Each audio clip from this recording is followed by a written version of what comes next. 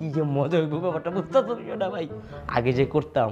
মানে তুই ভাই একসাথে গলা জড়িয়ে ঘুমাবো মানে মানে আমার না না আমার আমার আমার ঝামেলা আছে সুমন, মানে আমার একটু রাতে একা থাকতে।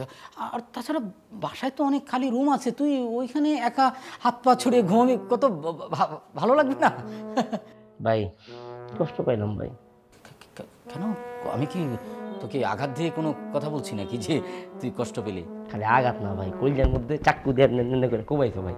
ডুবের মধ্যে আমি একা থাকি, আর দেশে হলো পর যদি তোমরা আসো যে বাড়িতে, সেখানে আমি তোমার লগে না থেকে আলাদা রুমে থাকি, আমার জীবনটাই তো বিধা ভাই, বুঝতেছো বিষয় না? একাকার। হ্যাঁ সেটা ঠিক আছে, তাহলে আচ্ছা সেটা সেটা দেখা যাবে, আমরা আগে খাওয়া দাওয়া করি তারপরে দেখা যাবে। না দেখা যাবে না, আজকে দুই ভাই একসাথে ঘুমো। আচ্ছা ভাই, তোমার সাথে আমার একটা জরুরি ব্যাপারে কথা আছে বুঝছো? কি জরুরি ব্যাপার বলতো? বড় গো কথা, পোলাপানির সামনে তারা সবসময় কথা হয় না, বড় বড় অনেক। তুমি বড়, আমি বড়, কিন্তু আমি তোমার সাথে ছোট, কিন্তু বড় হয়েছি, তাই না?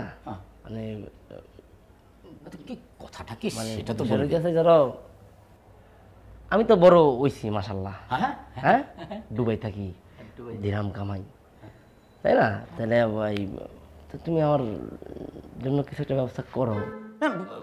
সেটা মানে ব্যবস্থা, আচ্ছা আমি তোর জন্য কি ব্যবস্থা করবো? তুই তো দুবাই আছিস, সেখানে তো চাকরি বাকরি করছিস, তুই তো ভালোই আছিস। আমাকে একটু খুলে বল, আমি না বুঝতে পারছি না। বুঝো নাই না? না আমার বন্ধু বক্কর, হ্যাঁ, ওর কি সুন্দর সুন্দর দুইটা বাচ্চা আছে, হ্যাঁ বুঝছো না বিষয়টা? আমি বড় হয়েছি তো, হ্যাঁ বোকা। না না না, ওই তো বক্কর আর কি, যেটা বলতে চাচ্ছিলাম সেটা হচ্ছে আমার আব্বার পরে কিন্তু গার্জেন তুমি, তাই না? তো আমি এখন বড় হয়েছি, আমার লাগবে না? সুমন, আমাকে একটু দয়া করে একটু ক্লিয়ারলি বল না, যে বক্কর আমি বুঝলাম, তারপরে বাচ্চা আমি তো সে বাচ্চাটা করতে গেছে, সে বিয়ে না করলে তার বাচ্চা হইতো না, তো বুঝছো না? বুঝতে পারছি, মানে তুই তো বিয়ে শাদীর কথাই বলছিস। তোমার মাথাতে এত বুদ্ধি। হ্যাঁ আমি এখন বুঝতে পারছি, কোনো অসুবিধা নেই। তুই মনে কর যে তোর বিয়ে হয়ে গেছে। কেমনে? আমি ব্যবস্থা করবো। সে ব্যবস্থাটা কেমনে করবা তুমি? হ্যাঁ আব্বার এখন ফোন দিয়া কইবা, ঠিক আছে? কইবা যে আমি বড় হইছি, হ্যাঁ হইছে, এখন বিয়ে শাদী করতে হইব, আর করাইতে হইব, তুমি যাই, হ্যাঁ ওইটাই, তুমি আব্বার খালি বুঝাই কইবা, বাকিটা তুমি দেখবা, এটাই। আঙ্কেল চাচা, হ্যাঁ হয়ে গেছে। কেমনে? মানে আমি এখন চাচাজিকে আমি ফোন করে বলবো যে সুমনের জন্য একটা পাত্রী দেখেন, সুন্দর, সুশ্রী, বধূ বধূ লাগে, স্মার্ট, শিক্ষিত। হ্যাঁ ঠিক কাজ কর, আমি চাচাজিকে বলে দিচ্ছি, ইমিডিয়েট ব্যবস্থা করো, তুই কালকে সকালেই চলে যাবারই, একদম সাথে সাথে বিয়ে করে ফেল।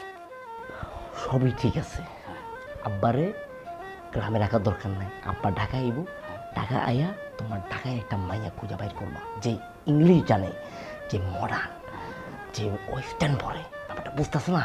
আমি কই থাকি, দুবাই থাকি, ওখানে তো শিল্পীর সাথে চলাফেরা করি, ওরা যেমনি চলো আমারও তো এমনি চলবো, গ্রামের মাইয়ের মধ্যে তো আমি এগুলো পাবো না, ওরা তো খ্যাত আনকালচার।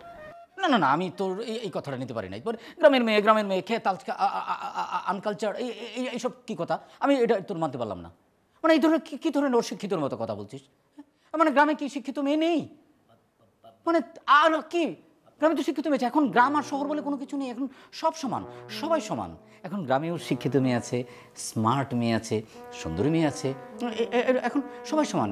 এটা এখন আধুনিক সময়, হ্যাঁ সবার হাতে এখন স্মার্টফোন, আরে সারা দুনিয়া এখন হাতের মুঠোয়। আর তুই এই জায়গায় বলছিস গ্রামের মেয়ে স্মার্ট শিক্ষিত, শহরের মেয়ে হলে সে স্মার্ট হবে, মডার্ন হবে, আর গ্রামের মেয়ে হলে হবে না। না, আমি তোর বিয়ে করাতে পারবো না। আরে তুই কেন মানে কি লেগে তুই সিন্ডি খাইতেছ? ব্যাপারটা হইতেছে ধরো, গ্রামের মেয়েরা শিক্ষিত, সুন্দর, মাধুর্য সবই ঠিক আছে, কিন্তু আমার তো মাল মানে মানে মোট কথা হচ্ছে আমার একটা ওয়েস্টার্ন মেয়ে লাগবে, যেটা ঢাকা। ওয়েস্টার্ন মেয়ে লাগবে, সেটা তুমি বললেই হয়ে যাবে না?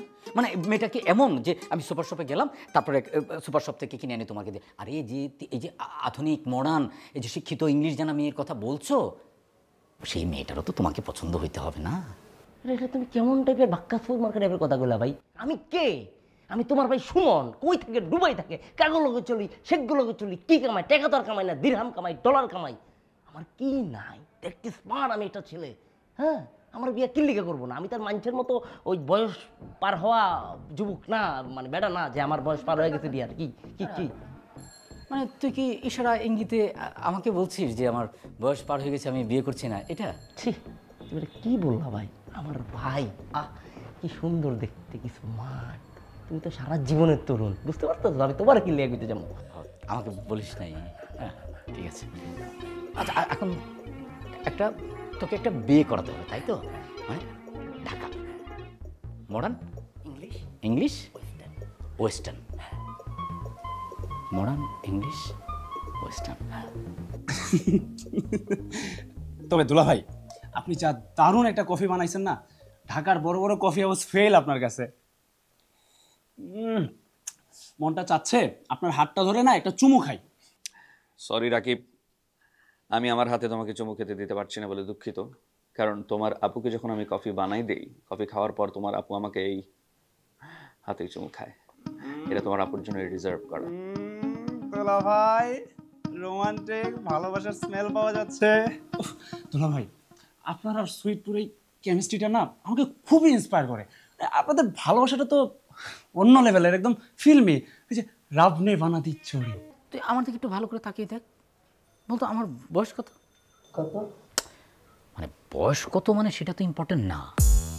মানে আমি তোকে কথা বললাম, মানে আমার যা বয়স হয়েছে, আমি তো তোর বড় না, সেটা তো বড় কথা না। হ্যাঁ, তো আমার কিন্তু এখনো বিয়ে হয়নি। এখন আমি যদি ঢাকার কোনো মডার্ন, মানে কোনো শিক্ষিত, কোনো স্মার্ট মেয়ের কাছে তোর বিয়ের প্রস্তাব নিয়ে যাই, এবং ওই ফ্যামিলি যদি প্রশ্ন করে যে পাত্রের বড় ভাই এখনো বিয়ে করে নাই, আর মানে বিয়ে করে নাই, কেন করে নাই? তার মানে এদের বংশে কোনো ঝামেলা আছে নিশ্চয়ই। তোরা 6 ভাই বোন একটু মিলেমিশে থাকিস, একজনের বিপদে আরেকজন পাশে দাঁড়াস। হ্যাঁ, আমরা বুড়া মানুষ আর কয়দিনই বা থাকবো বল? তুই পাত্রীর বাবা, মানে তোর হবু শ্বশুরকেও সিলেকশন করতে পারবি যে আমি এই মেয়েকে বিয়ে করবো, কিন্তু এই শ্বশুরকে আমার শ্বশুর এমন চাই, এরকম সিলেকশন করতে পারবি। শোনো আসিফ, তোমাদের এই ব্যক্তিগত আর সাংসারিক জীবনে আমি আমার নাক গলাতে চাই, কিন্তু পরিস্থিতি এমন পর্যায়ে চলে গেছে যে শুধু নাক না, আমার পুরো শরীরটাই গলাইতে চাই।